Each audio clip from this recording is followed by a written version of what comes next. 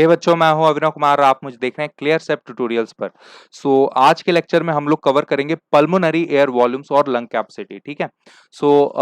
बड़ा important topic है और हर साल आपके लगभग एक क्वेश्चन इससे पूछ ही लिए जाते हैं, इस टॉपिक से, इस पर्टिकुलर टॉपिक से। और ये इतना फ्रिक्वेंटली इसलिए पूछा जाता है बच्चों, क्योंकि ये जो टॉपिक है ये इतना ज्यादा याद रखने में स्टूडेंट्स को दिक्कत होता है।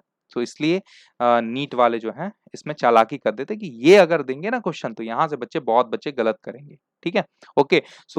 अगर आप भी उनमें से हो जो इधर से आने वाले क्वेश्चन को गलती करते हो, गलतियां इसमें करते हो, ठीक है, आपकी गलतियां एकदम सुधर जाएंगी।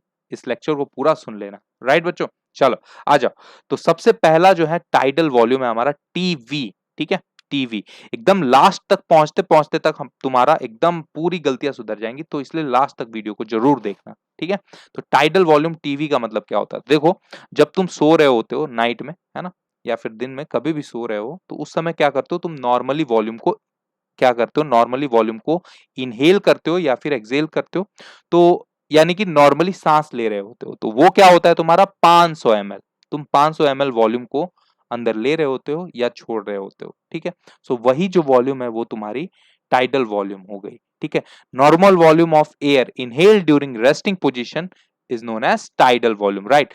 अब ये जो 500 ml है, ये 500 ml डिवाइड हो जाता है फर्दर 350 में और 150 में। ये जो 350 ml है, 350 ml, ये एल्वियोलाई तक तो पहुंच जाता है और इसलिए इसको बोल देते हो तुम एल्वियोलर वॉल्यूम।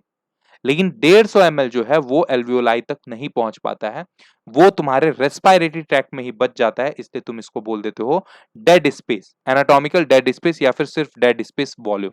क्लियर है? कोई दिक्कत तो ये होता है basically tidal volume, that normal volume of air inhale during resting position is known as tidal volume. Clear? Okay. Now अब आ जाता है अपने पास इंस्पायरेटरी रिजर्व वॉल्यूम। तो इंस्पायरेटरी रिजर्व वॉल्यूम आईआरवी से डिनोट होगा। अब जब भी इंस्पायरेटरी रिजर्व वॉल्यूम आ गया ना, तो इसके अंदर कीवर्ड पकड़ लेना बच्चों, इंस्पायर। क्या? इंस्पायर तुम्हें करना है हमेशा इसके अंदर। तो देखो, तुमने क्या किया? नॉर्मल इंस्पायर किया, नॉर्मल इनहेल किया। ओके। अब नॉर्मल इनहेलेशन के बाद तुम कितना वॉल्यूम ऑफ एयर इंस्पायर कर सकते हो, वही तुम्हारी हो जाएगी इंस्पायरेटरी रिजर्व वॉल्यूम। कितना आसान है, कितना आसान है। क्लियर है? ये होता है 2500 ml से 3000 ml, यानी कि 2.5 लीटर से 3 लीटर। क्लियर है बच्चों? अगला टर्म आ जाता है अपने पास तीसरा, expiratory reserve volume. Expiratory reserve volume क्या होता है? ईआरवी। तो इसके अंदर जो हमारा याद रखने वाला टर्म होगा एक्सपायर। क्लियर है? की टर्म जो होगा हमारा, कीवर्ड जो होगा वो हमारा एक्सपायर होगा, तो इसमें तुम्हें एक्सपायर ही करना है। तो नॉर्मल तुम क्या करोगे? पहले नॉर्मली एक्सपायर करोगे। अब उस नॉर्मली एक्सपायर करने के बाद कितना और एक्सपायर कर सकते हो, कितना वॉल्यूम तुम एक्सपायर और कर सकते हो, उसी को तुम बोल दोगे क्या? Expiratory reserve volume. क्लियर है बच्चों? तो ये हो गया तुम्हारा, ये कितना होता है? 1000 ml से 1100 ml, यानी कि 1 लीटर से 1.1 लीटर। कोई दिक्कत? ठीक है। चौथा टर्म, चौथा वॉल्यूम, जितना वॉल्यूम अब तुम्हारे फोर्सफुल एक्सपायरेशन के बाद बच गया है तुम्हारे लंग्स में, वही तुम्हारी हो जाएगी रेजिडुअल वॉल्यूम। ठीक है। और ये रेजिडुअल वॉल्यूम हमेशा तुम्हारे लंग्स में प्रेजेंट रहेगी। इस रेजिडुअल वॉल्यूम को तुम लंग से बाहर नहीं निकाल सकते हो। ठीक है। Residual volume can not be given out of lungs. Right. और इसकी वैल्यू होती है 1100 ml से 1200 ml, यानी कि 1.1 लीटर से 1.2 लीटर। तो ये जो तुमने 4 वॉल्यूम्स पढ़ी, पहला कौन सा? टाइडल वॉल्यूम टीवी, फिर से इंस्पायरेटरी रिजर्व वॉल्यूम आईआरवी, फिर expiratory reserve volume ERV, and then फिर रेजिडुअल वॉल्यूम आरवी। तो ये जो 4 बेसिक वॉल्यूम तुमने पढ़ी, 4 बेसिक रेस्पिरेटरी वॉल्यूम, इनको जब तुम जोड़ घटाना करोगे, ठीक है, ओके, जो भी गुणा भाग जोड़ जो भी करो, जो भी मन, ठीक है, वो सब करके तुम क्या कर सकते हो? तुम पल्मोनरी कैपेसिटी को डिराइव कर सकते हो। क्लियर है?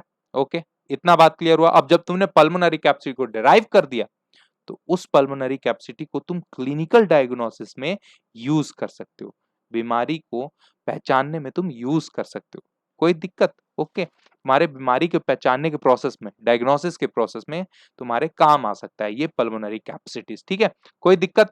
तो सबसे पहले हम लोग ये जो 4 बेसिक टर्म्स पढ़े ना, इसको ग्राफिकली समझने की कोशिश करते हैं बच्चों। क्लियर है? आ जाओ, ध्यान से देखो।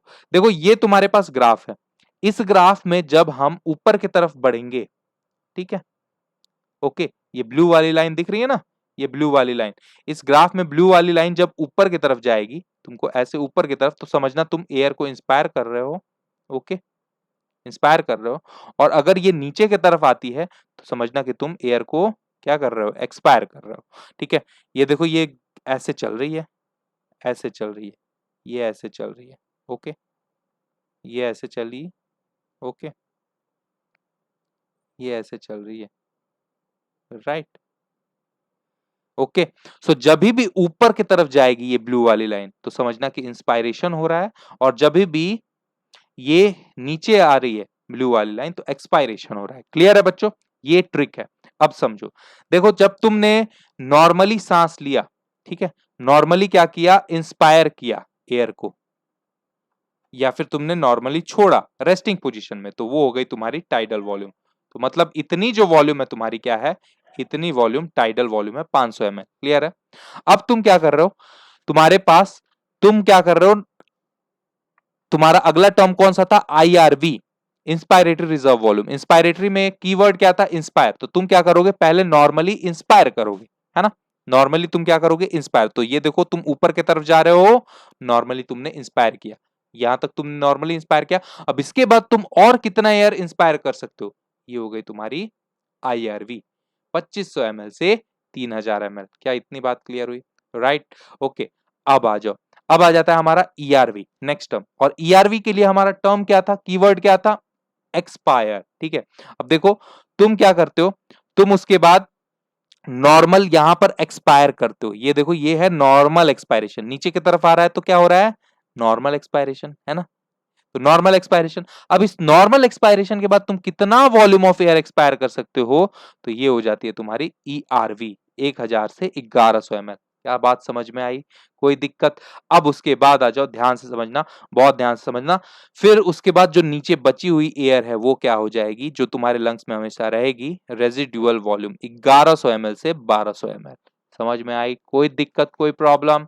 तो ये हो गए तुम्हारे चार बेसिक से वॉल्यूम, चार बेसिक से volume, TV tidal volume, IRV inspiratory reserve volume, ERV expiratory reserve volume, और रेजिडुअल वॉल्यूम। ये चार बेसिक वॉल्यूम तुम्हारे हो गए। अब इन चारों बेसिक वॉल्यूम के बेसिस पर तुम क्या डिराइव करते हो, कैपेसिटीज डिराइव करते हो, पल्मोनरी कैपेसिटीज डिराइव करते हो। तो सबसे पहली जो कैपेसिटी आ जाती है वो आ जाती है इंस्पायरेटरी कैपेसिटीज। अब इंस्पायरेटरी कैपेसिटी में कि तुम क्या ध्यान रखोगे, ठीक है, सबसे पहले इसके डेफिनेशन में तुम जाओ नॉर्मल एक्सपायरेशन पर। तो नॉर्मल एक्सपायरेशन के बाद तुम कितना एयर इंस्पायर कर लेते हो, यही कहलाती है इंस्पायरेटरी कैपेसिटी। क्लियर है, ओके। अब देखो यहां पर इस ग्राफ में समझना, मैं बार बार नहीं बोल रहा हूं क्योंकि वीडियो है, बार बार तुम इसको रिवाइंड करके सुनो। ओके, ये तो ज्यादा लंबी वीडियो हो जाती है, ठीक है। ओके, तो क्या किया तुमने, पहले नॉर्मल एक्सपायरेशन किया, उसके बाद कितना वॉल्यूम तुम इंस्पायर कर सकते हो। ठीक है, देखो यहां पर देखना, अब मैं मिटा रहा हूं पुराने वाले पूरे को, पुराने वाले टर्म को मिटा रहा हूं जो समझ लिया अपन ने। तुमने क्या किया भैया, तुमने क्या, नॉर्मल, नॉर्मल क्या किया, नॉर्मल, कहां गया ये, नॉर्मल एक्सपायरेशन किया, है ना, नॉर्मल एक्सपायरेशन किया, कलर चूज हो जा, ओके। नॉर्मल क्या किया, एक्सपायरेशन किया, ये तुमने नॉर्मल एक्सपायरेशन, नीचे की तरफ आ रहा है तो नॉर्मल एक्सपायरेशन, राइट, ये नीचे की तरफ नॉर्मल एक्सपायरेशन, इतना हो गया। अब नॉर्मल एक्सपायरेशन के बाद तुम कितना वॉल्यूम, ये इतना वॉल्यूम तुम इंस्पायर कर सकते हो ना, ये इतना पूरा वॉल्यूम तुम इंस्पायर कर सकते हो ना, ये नॉर्मल इंस्पायरेशन के, एक्सपायरेशन के बाद ये इतना वॉल्यूम तुम इंस्पायर कर सकते हो, और इसी वॉल्यूम को, इतने वॉल्यूम को तुम क्या बोल दोगे, इंस्पायरेटरी कैपेसिटी 3500 ml। क्या ये भी समझ में आया, कोई दिक्कत। अब आ जाओ अगला, अगला आ जाता है हमारा एक्सपायरेटरी कैपेसिटी। एक्सपायरेटरी कैपेसिटी में क्या है कि देखो, नॉर्मल इंस्पायरेशन को पकड़ो इसके डेफिनेशन में, और इस नॉर्मल इंस्पायरेशन के बाद तुम कितना एक्सपायर कर सकते हो, ये हो जाती है तुम्हारी एक्सपायरेटरी कैपेसिटी। ठीक है, एक्सपायरेटरी कैपेसिटी, ओके, कोई दिक्कत। तो देखो, नॉर्मल इंस्पायरेशन के बाद, ठीक है, तुम कितना वॉल्यूम एक्सपायर कर सकते हो, ये होती है तुम्हारी एक्सपायरेटरी कैपेसिटी, राइट, ओके। देखो ऊपर की तरफ जब हम लोग जाएंगे तो हमारा क्या होता है बच्चों, वो उसमें हम लोग इंस्पायर करते हैं। तो नॉर्मल इंस्पायरेशन, देखो ये तो थी हमारी टाइडल वॉल्यूम, कहाँ गया ये, ओके ओके ओके ओके रुक जाओ, ओके ठीक है, हाँ यहां पर आ गया। देखो ये तुमने क्या किया, एक मिनट रुक जाओ, हाँ यहां से देख लो, यहां से समझ जाओ। ये तुमने क्या किया, नॉर्मल नॉर्मल नॉर्मल क्या किया, ये ऊपर की तरफ जा रहा है, नॉर्मली इंस्पायर किया। अब ये नॉर्मल इंस्पायर करने के बाद ये वाली वॉल्यूम जो इतनी आ रही है, ये पूरी, इतना तुम सांस छोड़ सकते हो, है ना, इतना छोड़ सकते हो, ठीक है। तो ये तुम्हारी हो जाएगी 1600 एक्सपायरेटरी कैपेसिटी। क्लियर हो गया बच्चों, कोई दिक्कत, कोई प्रॉब्लम। अब उसके बाद अगला आ जाता है टर्म तुम्हारा वाइटल कैपेसिटी। तो वाइटल कैपेसिटी में क्या करते हो तुम, सबसे ज्यादा, ठीक है, सबसे ज्यादा डीपेस्ट इंस्पायरेशन करो, ठीक है, डीप इंस्पायर करो, डीपली हवा को अंदर लो, और उसके बाद कितना वॉल्यूम तुम बाहर निकाल सकते हो बाय मोस्ट फोर्सफुल एक्सपायरेशन, ठीक है। amount of air that can be expired by most forceful expiration after deepest inspiration, वही तुम्हारी हो जाती है वाइटल कैपेसिटी, ठीक है। तो आज इसको समझते हैं फटाफट से, ठीक है। देखो तुमने क्या किया बच्चों, तुमने यहां पर किया डीपेस्ट इंस्पायरेशन, तो डीपेस्ट इंस्पायरेशन कौन सा हो जाएगा इसमें, ये वाला, सबसे ज्यादा डीप इंस्पायर कर रहे हो यहीं पर, ठीक है, ये डीपली इंस्पायर तुमने कर दिया। अब डीपली इंस्पायर करने के बाद ये जो तुम्हारी है, ठीक है, डीपली इंस्पायर करने के बाद तुम कितना एयर एक्सपायर कर रहे हो, और कितना एक्सपायर कर सकते हो, इतना एयर एक्सपायर कर सकते हो बाय मोस्ट फोर्सफुल एक्सलेशन। तो ये तुम्हारी हो गई वाइटल कैपेसिटी 4600 ml। क्लियर है, कोई दिक्कत, कोई प्रॉब्लम, ये भी कैपेसिटी तुम्हारी क्लियर हो गई, ठीक है। ये सब डाटा याद हो जाएगा, डाटा की टेंशन मत लो अभी फिलहाल में, मतलब समझो, ठीक है, बिल्कुल भी डाटा की टेंशन मत लेना, ओके। सारे डाटा याद हो जाएंगे, क्लियर हो जाएगा, क्लियर, ओके। एक ही बार में मैं इसको सम अप कर दूंगा पूरा, ठीक है। पहले तो मतलब समझाना बनता है ना बच्चों, तो पहले मतलब समझ लो ना।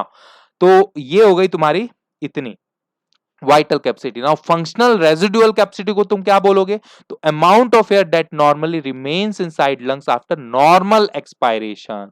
नॉर्मल एक्सपायरेशन के बाद कितना तुम्हारा अमाउंट ऑफ एयर बच जाता है, रह जाता है, उसको तुम बोलते हो फंक्शनल रेजिडुअल कैपेसिटीज। ये इस ग्राफ में दिया नहीं है क्या शायद, ओके ओके ओके रुक जाओ, देखिए दिया नहीं है क्या, ओके नहीं दिया है, चलो तो ग्राफ में दिखाने की जरूरत भी नहीं है। Amount of air that normally remains inside lungs after normal expiration, ठीक है, इसी को बोलते हो तुम क्या, इसी को बोलते हो फंक्शनल रेजिडुअल कैपेसिटी। तो रेजिडुअल वॉल्यूम और ईआरवी होता है ये तुम्हारा फंक्शनल रेजिडुअल कैपेसिटी, ठीक है। तो आ जाओ देखो यहां पर, तो देखो क्या बोला, इसको भी हम लोग ग्राफ में ड्रॉ कर सकते हैं, इसको भी समझ सकते हैं, दिया नहीं है लेकिन तभी भी अपन समझ सकते हैं, मैंने भूल गया हूंगा देना, ठीक है। देखो तुम क्या करो, नॉर्मल एक्सपायरेशन को पकड़ो, ठीक है। अब इस नॉर्मल एक्सपायरेशन के बाद तुम कितना कितना एयर तुम्हारे लंग्स में बच जाता है, ठीक है। Amount of air that normally remains inside lungs, ठीक है, आफ्टर नॉर्मल एक्सपायरेशन। तो नॉर्मल तुम क्या कर रहे हो, एक्सपायर कर रहे हो, ठीक है। तो ये बच्चों ये तुमने किया नॉर्मली एक्सपायर, देख रहे हो, ध्यान से देखना, ये इतना तुमने किया नॉर्मली एक्सपायर, राइट, ये इतना तुमने नॉर्मली एक्सपायर किया। अब इसके बाद तुम्हारे लंग्स में, फेफड़ों में कितनी एयर बची, तो इतनी एयर बच गई है, राइट। और इसी को तुम बोल दोगे F R C, functional residual capacity, which is RV plus ERV, right. कोई दिक्कत, ओके। तो ये होती है 2200 से 2500 ml, ओके। नेक्स्ट आ जाओ, नेक्स्ट आ जाता है तुम्हारा टोटल लंग कैपेसिटी। तो टोटल लंग कैपेसिटी टीएलसी में, इसमें क्या होता है, इसके अंदर तुम्हारा ये पूरा टोटल वॉल्यूम जितना है, यही है तुम्हारा क्या, टोटल लंग कैपेसिटी। तो ये हो गया बच्चों, हमने मतलब समझ लिया पल्मोनरी वॉल्यूम और पल्मोनरी कैपेसिटी का, ठीक है। अब सवाल उठता है, सर मतलब तो आपने बड़े अच्छे से बता दिया, बिल्कुल एक एक चीज क्लियर कर दिया, ग्राफिकली भी समझा दिया, लेकिन वैल्यूज का पंगा पड़ रहा है सर। देखो बच्चों, आपको कुछ भी करके ये चार वैल्यूज याद रखनी पड़ेंगी, चार जो बेसिक वॉल्यूम बताई थी ना मैंने, tidal volume, inspiratory reserve volume, और एक्सपायरेटरी रिजर्व वॉल्यूम, और रेजिडुअल वॉल्यूम, ठीक है। ये चार बेसिक वॉल्यूम आपको याद रखनी पड़ेंगी, बाकी की वैल्यू आप इनसे डिराइव कर सकते हो। कैसे, किस सीरीज में आपको याद रखनी पड़ेंगी, तो इस सीरीज में याद रखनी पड़ेंगी। आप 4 बॉक्सेस बना लो और उसके अंदर सबसे पहले लिखो, जो मैंने बोला था ना कि सम अप करूंगा एक बार में, तो यही सम अप करूंगा। ठीक है, यहां से मतलब तो आपको सबको समझ में आ गया। यहां से आपको डेरिवेशन पूरी की वैल्यू याद हो जाएगी सारी। तो आईआरवी जिसका वैल्यू है 3000 ml, टीवी जिसका वैल्यू है 5000 ml, ईआरवी जिसका वैल्यू है 1100 ml, आरवी जिसका वैल्यू है 1200 ml। इसी सीरीज में याद तुमको रखना है, इस सीरीज में ही 4 बॉक्स बना के तुम इसी सीरीज में याद रखो। और इस सीरीज में याद रखो, तो आईआरवी और टीवी को जब जोड़ते हो तो आईसी बनता है, जोड़ के नहीं बना सकते हो 3500। ठीक है, अरे यहां पर 5000 हो गया है क्या भाई? ओके, ये 5000 मैंने लिख दिया बच्चों, टाइटल वॉल्यूम जो होगा तुम्हारा 500 होगा, सॉरी। ओके, तो 3000 प्लस 500 कितना हो जाएगा? 3500 ml। क्लियर है? उसी तरीके से जब टाइटल वॉल्यूम, और देखो कितना आसान हो गया, टाइटल वॉल्यूम और ईआरवी को जोड़ोगे तो तुम्हारा निकल जाएगा एक्सपायरेटरी कैपेसिटी, ईसी, जो कि हो जाएगा 1600 ml। और जब तुम नीचे वाले दो को जब तुम ऐड करोगे तो एफआरसी, ये हो जाएगा तुम्हारा 2300 ml। देखो कितना आसान हो गया। अब आईआरवी से लेकर ईआरवी तक तुम्हारा हो गया वाइटल कैपेसिटी 4600 ml, और पूरा तुम्हारा हो गया टोटल लंग कैपेसिटी 5800 ml। क्या समझ में आई बात? तो नंबर 1 तुमको याद रखना है आईआरवी की वैल्यू, नंबर 2 याद रखना है टीवी 500 ml, नंबर 3 याद रखना है ईआरवी 1100 ml, नंबर 4 याद रखना है तुमको रेजिडुअल वॉल्यूम 1200 ml। ठीक है, और उसके बाद क्या करो, स्टेप नंबर 1, 4 बॉक्स बनाओ और सबको लाइन बाय लाइन लिखो। पहले लिखोगे आईआरवी, ठीक है, उसका वॉल्यूम भी लिख लेना साथ में, फिर टीवी, फिर उसके बाद ईआरवी, फिर आरवी। अब एग्जाम में जब भी क्वेश्चन आए तो एक ही क्वेश्चन रहता है, तो उसके लिए तुम ये ट्रिक अप बना के बॉक्स बना के क्वेश्चन कर सकते हो, ज्यादा टाइम नहीं लगेगा बच्चों। ठीक है, क्वेश्चन गलत नहीं होगा, नहीं तो गलती करके आ जाओगे। अगर मन में करोगे ना क्वेश्चन को, तो वहां पर गलती करके आ जाओगे। इस ट्रिक से सॉल्व करने की कोशिश करना। क्लियर है? अब ये तुम्हारा यहां से 4 नंबर फिक्स हो जाएगा। किसी भी तरीके का यहां से क्वेश्चन पूछता है तो यहां से तुम्हारा ये 4 नंबर फिक्स दे देगा तुमको। ठीक है, अगर 2 क्वेश्चन आ गए तो 8 नंबर दे देगा। क्लियर है? स्टेट पीएमटी अब नहीं हो रहा है ना, नहीं तो उस समय 3-4 क्वेश्चन इधर ही से आ जाते थे रेस्पिरेशन चैप्टर में। ठीक है, सो इसलिए क्लियर हो गया आज का टॉपिक। क्लियर है? जिसने भी पूरा लेक्चर सुना होगा ना भाई, उसको पूरा एकदम समझ में आ गया होगा। लव यू बच्चा पार्टी, मिलते हैं नेक्स्ट लेक्चर में। ठीक है, इसी तरीके से अपना प्यार बरसाते रहो और थोड़ी व्यूज की संख्या वगैरह बढ़ाओ यार, है ना। देख रहे हो इतना मेहनत कर रहा हूँ और इतना अच्छे तरीके से पढ़ाने की कोशिश कर रहा हूँ आप लोग को। आप लोगों की वीडियो आते हो, देख लेते हो, सब्सक्राइब करके नहीं जाते हो, है ना, और शेयर नहीं कर रहे हो। ठीक है, कमेंट भी काफी दिनों से नहीं आ रहे, तो कमेंट वमेंट करो। ठीक है, लव यू बच्चा पार्टी, मिलते हैं नेक्स्ट सेक्शन में। ओके, चलो 1 मिनट इसको